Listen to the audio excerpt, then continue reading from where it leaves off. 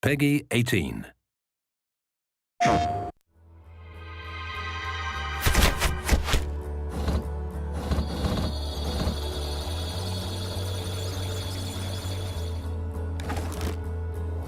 We wanted to have a big world for Watch Dogs, and it is. I mean, you can drive a very fast vehicle and cross the city, and we wanted to keep all the details and all the density of the city as you crossed it, and at 200 miles an hour. But more importantly, we wanted to have a deep city. We wanted depth. We wanted a lot of density.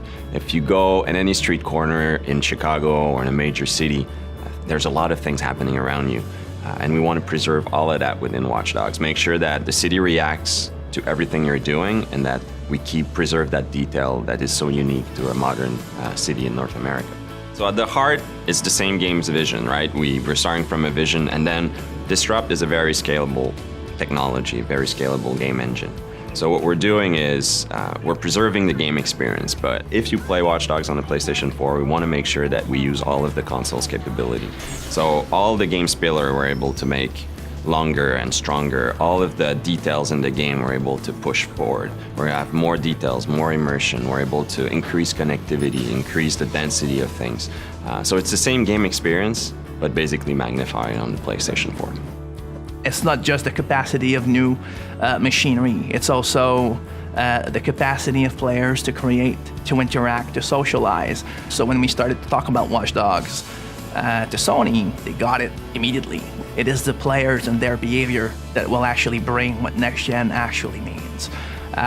We're starting to make a machine that has to acknowledge how our society work, how our people interact with each other, how they play with each other. One of the things that we realized when we look at the PlayStation 4 is I think a lot of the things driving decisions for Sony were in line with some of the decisions that we were taking on Watch Dogs. I mean, Watch Dogs, one of our core pillars is connectivity. The first layer of it is the main character can connect to his whole environment. He can control the city, hack into any computer.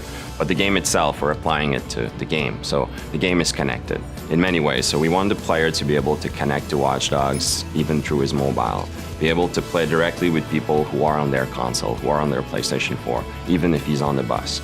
Basically being able to be attached to our game world, even when he steps out of the living room. We are definitely in Watch Dogs exploring very new way of expressing what online could be, what it means to be connected, especially in a game where connectivity is at the heart of it. We want the player to be surprised when he meets other players. We want him to be able to go from single player to multiplayer without having to go through a lobby, to menus, to various game settings. We want things to be natural. We want him to go to breach the wall between single player and multiplayer if you want. I like to say that the best moments in Watch Dogs, the player is going to create them, and those are the moments we want him to go, when he goes to the office or at school the day afterwards. We want him to, talk about it with his friends, right? Well, now if we're able to share a clip of that, it's even more concrete. It's your clip. You created that wow moment, and you can share a video of it. I feel like games are there to enable people to create, to think, to wonder.